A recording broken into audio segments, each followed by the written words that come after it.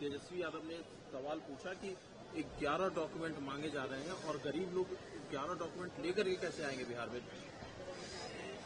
देखिए, ये लोग गलत बयानी कर रहे हैं। मात्र इतनी बात है कि वोटर जो फर्जी हैं उनको वोटर लिस्ट से हटाना है। इसमें सहयोग करने की जगह ये उसका विरोध कर रहे हैं। पूरा बिहार, पूरा देश का हर राज्य आज इसी बात से जूझ रहा है कि फर्जी वोटर्स बन गए हैं। इलीगल घुसपैठिए आए हैं देश में और वो वोटर बन गए। इलीगल घुसपैठियों को वोटर आईडी भी प्राप्त हो चुकी है, तो ऐसे में उनको कुछ मुश्किल, उससे ज्यादा, मगर एक उनका पहले से आधार कार्ड या वोटर आईडी है तो मुश्किल से 2 और मांगे जाते हो। किस गांव में रहते हैं, किस कस्बे में रहते हैं, कब से रहते हैं। इतनी बात देने पे इतना हंगामा हो रहा है। इसका मतलब समझ लीजिए कि आरजेडी हो या कांग्रेस हो, ये लोग फर्जी वोटरों पे ज्यादा भरोसा कर रहे हैं और चुनाव आयोग सही दिशा में कदम उठा रहा है। लेकिन सर,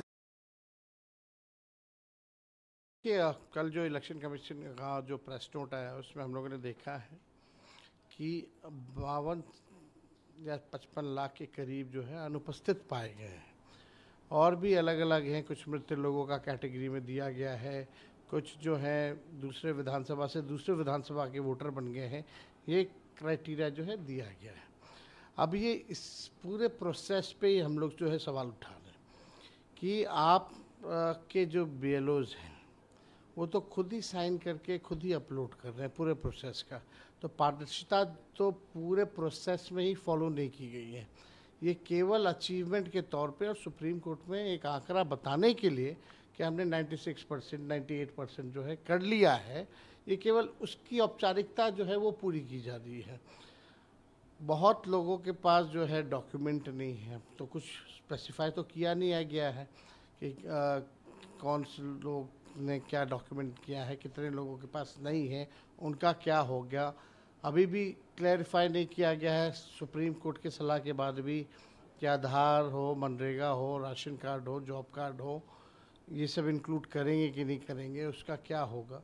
तो बहुत ही असमंजस की स्थिति है, कन्फ्यूजन है, लोगों के मन में डर है कि भाई मेरा वोटर लिस्ट से नाम कट जाएगा तो राशन ख़त्म हो जाएगा, मेरा पेंशन ख़त्म हो जाएगा, जो भी सरकारी स्कीम्स हैं उसका लाभ नहीं ले पाएंगे। तो ये संकट जो है आ रहा है। लेकिन कुछ लोग जो सूत्रों से जो प्लांट न्यूज़ करा रहे थे या सूत्रों की जो खबर थी कि भाई विदेशी आ गए हैं वोटर, तो सुप्रीम कोर्ट में हलफनामा इलेक्शन कमीशन ने दिया है 700 से भी अधिक पन्नों का। उनमें कहीं भी बाहरी फॉरेनर्स, विदेशी मूल के लोगों का कहीं भी जिक्र नहीं है। ना ही कल के प्रेस नोट में अगर कैटेगरी वाइज देखें, मरने का है, शिफ्ट करने का है, बाहर रहने का है, अनुपस्थित होने का है, लेकिन कहीं भी वो नहीं। तो ये पूरी तरीके से अब हमको लगता है कि वोटर्स जो हैं वो सरकार चुनती थी, वोटर्स सरकार चुनती थी, अब सरकार वोटर्स को चुन रही है। यही काम इलेक्शन कमीशन के जरिए ये कराया जा रहा है। दिल्ली से लेकर बिहार विधानसभा